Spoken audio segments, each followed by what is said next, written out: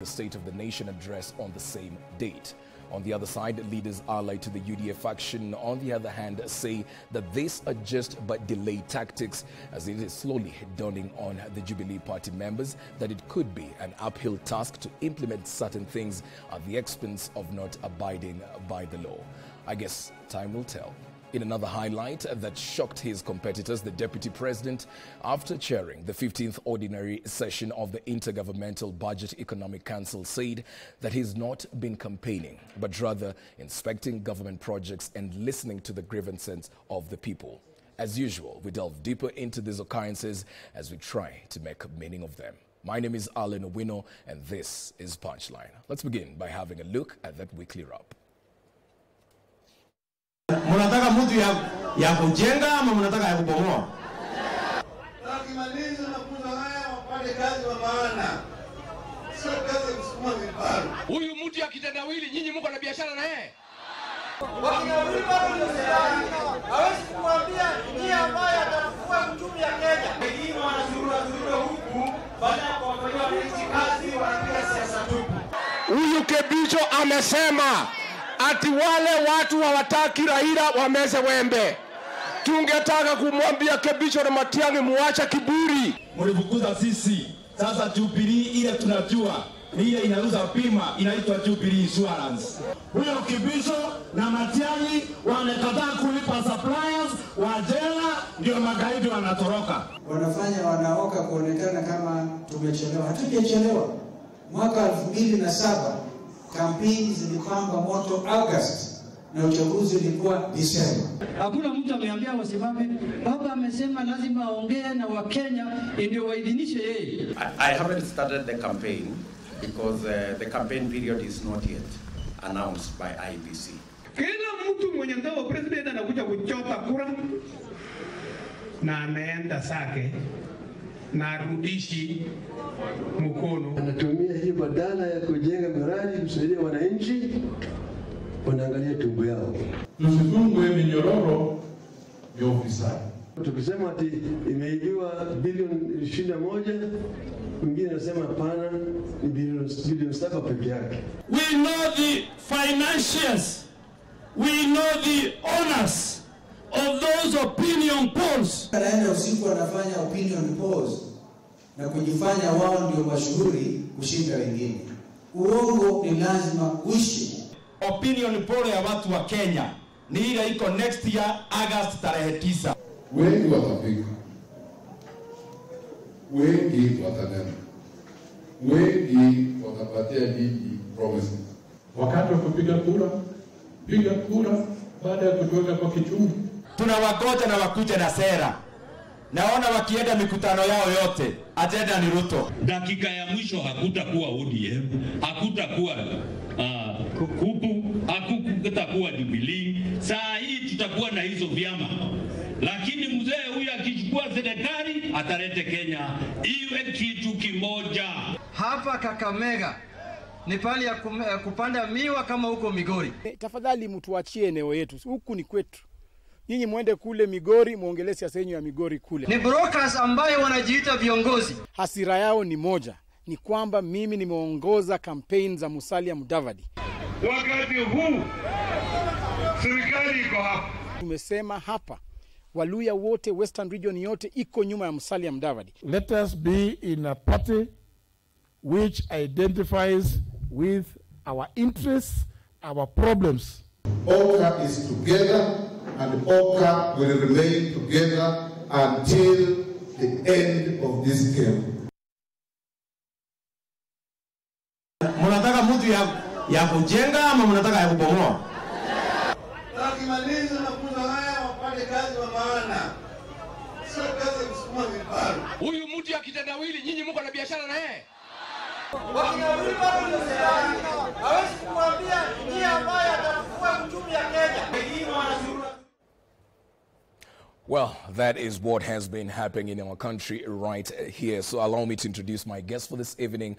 They'll be helping me to delve deeper into this conversation. On my immediate left is Dr. Nyikal, the Seme Member of Parliament, followed by Omingo Magara. He's the National UDA Treasurer, as well as Honorable Dan Manzo Makweni, Member of Parliament. And later on, we'll also be joined by the Lugari legislator, that is Honorable Ayub Savula. Good evening, gentlemen. Thank you for making time for us as usual. Let's just begin with those utterances we've had from the leaders allied to the UDA faction. Of course, they are calling for the dismissal of, or for the resignation of the CS Matiang'i as well as PS Kibicho, owing to the remarks they made earlier on, and just coupled with the escape of the 3 prisoners from the committee prison that saw the head of state dismiss their head. Now, looking into this, how far are we seeing this going to go, even as we head into the 2022? I'll begin with you, Dr. Nyikal.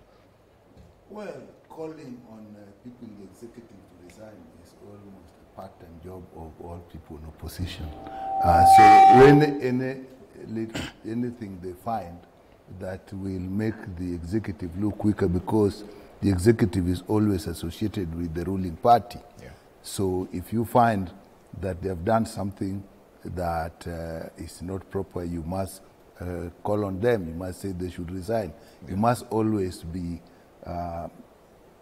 saying all the time and saying it loud that they are not working well. No. But really, the people you are attacking is actually the ruling party, who will be your opponents in the election. Yeah. And you are saying, look at how their people are working. Look at how incompetent they are.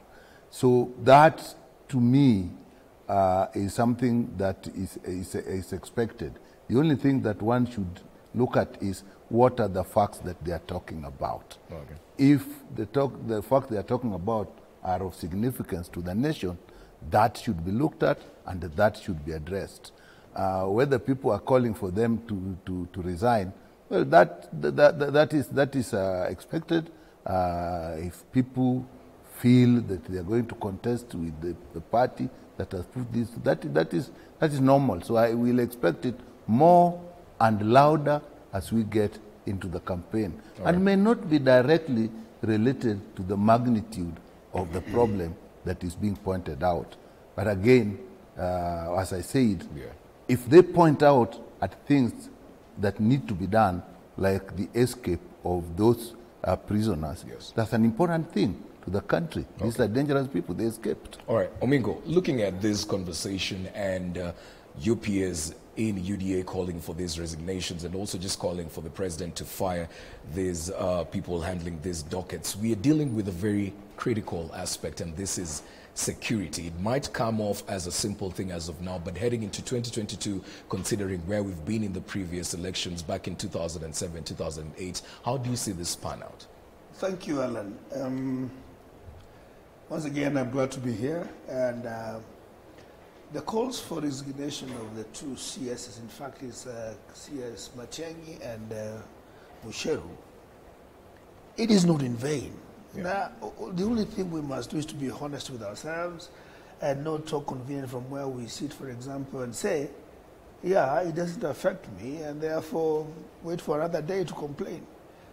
My own brother, CS Matiang'i, was in Kisii about a month ago, and he actually declared clearly that he is supporting the former Prime Minister, which is completely democratic right, in as much as he's in the executive. The only challenge now comes in when you're holding that kind of an office, that you are running the show, and IEBC, and I'm not too sure whether they were right in their sense to call them, to be able to partner, which is critical to provide security for an election. I can tell you, when you have shown outright partisanship, you are brewing chaos and distrust with the process. What we are saying here is, honorably, if you really wanted to support, be a normal citizen and don't have any power trapping around you to be able to make a statement that you can pack with state machinery. I'll tell you, Alan, when we were doing the Bonchari campaigns, so Bonchari constituency was like a war zone. We had about 37 Mariams those trucks with full of policemen blocking the entry to the polling stations. And it was all in media. We saw it. So if the same minister in charge of security organs, with tremendous respect, because again, you never know where this will land. Tomorrow, Matiang'i could, Honorable Mugai Kenyatta could change course, politics being what it is, and he supports, maybe his deputy president. Those ones who are happy now that Matiang'i is on their side will start complaining. What am I saying? If you have instruments of power, constitutionally given to you, don't use them to dictate the process of electioneering that is determined by the people who do not have any state machinery but express themselves using their ballot. Bonchari was a war zone, and if Matiang'i means what he did say, it is possible they are brewing chaos for this country, and it must be condemned with the strongest terms possible. Well, hopefully we don't get to the point where we have chaos, because that doesn't work in anybody's favor. Honorable Manzo, as I give you the opportunity to just respond to in the very same weekly wrap that we're watching, we saw your party leader Kalonzo Musyoka speak at a particular church function, and he's sort of alluding to the fact that things should be taken slowly, there is still time. But looking at how different factions have been getting into the campaign spirit and people looking into coalitions and hitting the ground running, do you not feel like time is running out?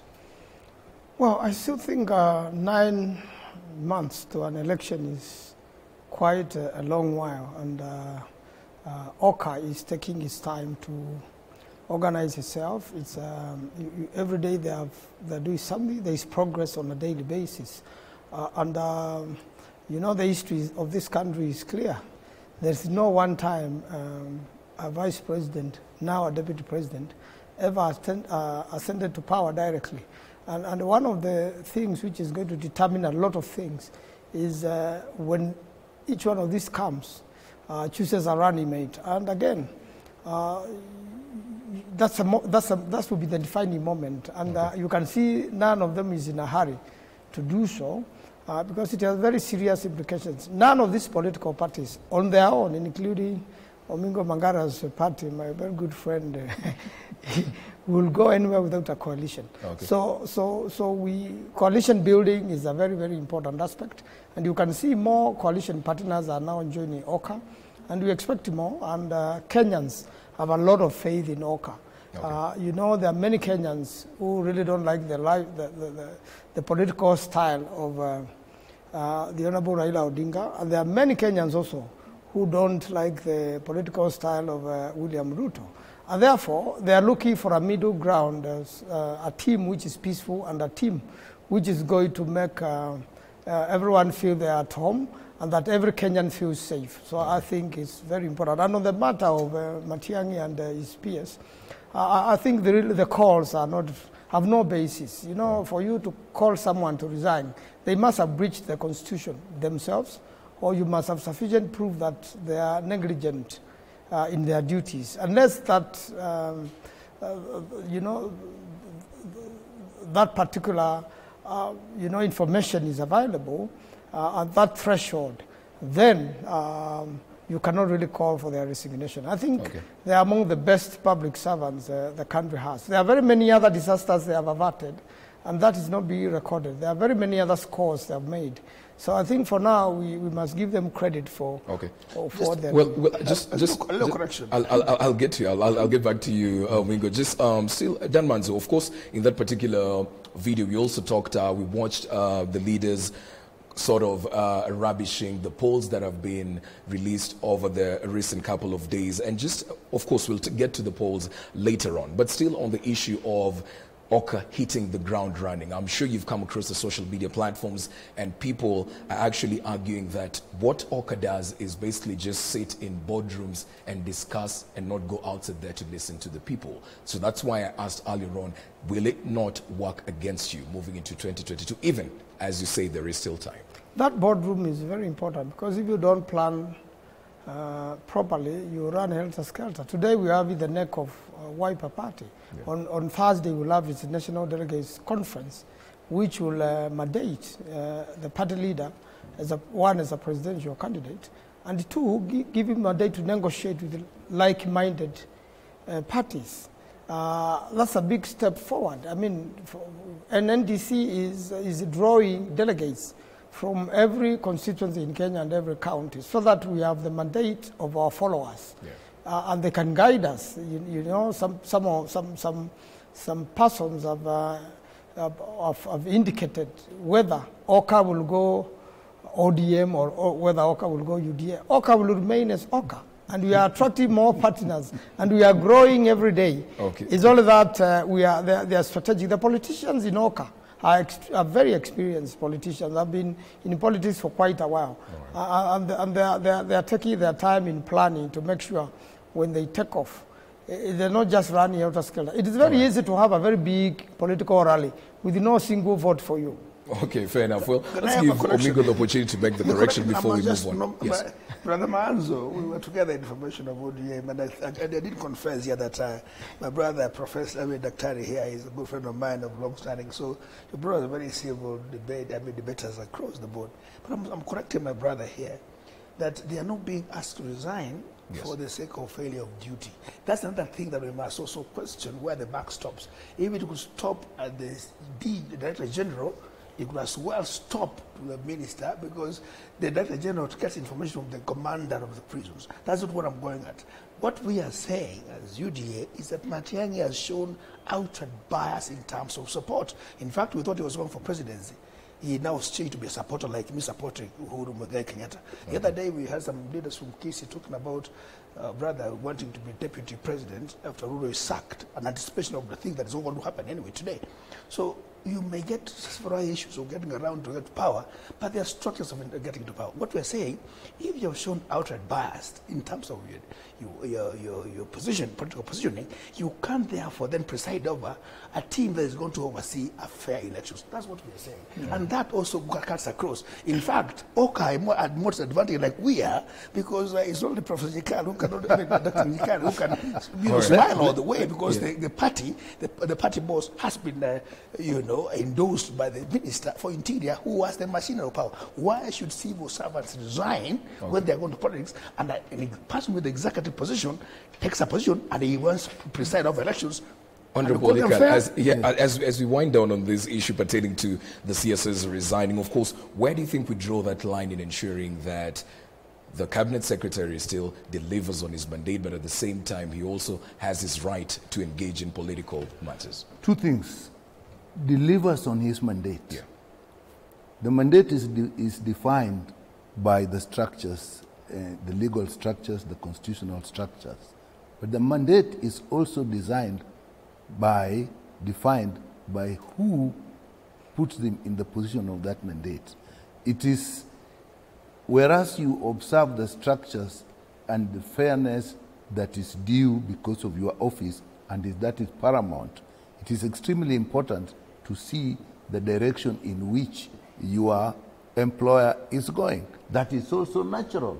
It's when you start to break those structures and break the rules and break the laws, then people say, no, you cannot do that, even in favor of the appointing authority. But to do things that makes it easy for the appointing authority to deliver even on other development issues, maybe not so much in politics, is what is expected. Okay. It is, again, as you said, it is at what level are you operating, and are you going outside the norms or within the norms? As of now, I don't see what has happened so much outside the norms, so much breaking of the laws or the constitution, that you then can call upon somebody to resign. Obviously, if you are in a party that is not running the government, and that goes for ODM as well. ODM is not in government. Yes. We are not in any structures of government. So it will always, even ODM will say tomorrow, we don't see this thing being done properly. Even let's say now you bring it to the issue of the breakout. I wouldn't say that I'm very happy with the way the commissioner was removed. Okay. It is right that he takes a blame for that, but you saw the way it was done. Was it necessary? Maybe we don't have some facts, But he looked to me like he was actually one of the terrorists himself, with a lot of weapons in his office, so that when you go there, you go prepared. Well, it would have been done civil. So it's not that if you think you are in somehow a good relationship with the party in power, then you don't totally see what is happening that you would call upon. So it is natural. To me, it is natural. We have to want to know where are the levels at which we cut off. We say no. Now you must look at the interest of the state or of the nation. All right. Well, I mean, the moment he declared his position to support a candidate who is running for an elected position when he's in executive, in civilized democracies, it actually takes a conflict of interest. In fact, even board meetings, if there's a matter that you're interested in, you declare your interest, perhaps either step out of that meeting or don't contribute at all. We're saying when he was called for IEBC, and this is a sensible, reasonable thing any Kenyan will do, say, yes, I'm interested in this particular matter, I'm going to prosecute, I can't be in the panel or committee that's going to organize peace in an election. The only problem with our government today, Alan, is that we are professionals and great minds and courageous Kenyans and good leaders who would obey all court orders, including those who was affecting them directly. Some of them have been sentenced for 4 months, but they're out here to arrest you. A criminal coming to arrest you when you're not being sentenced. But, so we're saying, talking about is a kind of dishonesty and abuse of office, because conflict of interest, when he declared from his own record. But Obido, if you look at the Constitution... But let me ask a question on this declaring. Does it not expel the CSS from... They're the only one who are sort of allowed to participate in politics vis-a-vis other civil Sorry, they are not. Yes. They're not supposed to. That's why we, in the Constitution, we deliberately removed the executive arm of government from politicking in parliament, making laws. They are not allowed by law to practice. What is happening today is completely an abuse of office, and of course raping the Constitution, which we promulgated for, Kenyans fought and spilled blood for. We are actually turning it, butchering it when we have no legal authority to do that. So what we're saying here is, if you surely have an interest, please honorably declare the interest and step aside. But since impunity is the other name, give them 8 months. Just one issue. Well, I think you said what I was going to say. Just one issue, Professor Rika. You know, if you are calling for the resignation of Matiang'i, the person who should have resigned for breaching the Constitution much earlier would have been the Deputy President. He's already in another party. It's only that we have not been vindictive enough to go to court and get a constitutional declaration. He's the first one who should have resigned the moment he formed a different party, other than the one he's deputy party leader. So if there was anyone to resign, and quite a number of members of parliament who have abandoned their party, the constitution is clear. So I think there must be a balance when we are asking people to resign. Let's also see, the log in our own eyes, other than the little speck. But let me bring another element. When you have a civil servant and they are in a function, it may be in a function that is development oriented, or it may be a function that is probably civil and not extremely political. Like, although we have made funerals political, but they are really civil functions, and they have their boss there in that function. What do you expect? What position do you expect them to take? Say, if it was a development issue, they must say the government is doing well. If there's somebody who is supporting the government, say we support this guy because he's supporting the development projects that we have. Now, where do you draw the line? Exactly. Now, we have mentioned my party leader here. I'll also correct that. I'll give you this opportunity to pick it up once we get back from the break. Of course, later on, we're going to delve into the numbers coming into 2022. We look into these opinion polls that have been released over the past recent days, if they mean anything, and what exactly is required of them for them to actually form the perception that they ought to. Let's take this break. We get back with some news of the day, then get back into the conversation.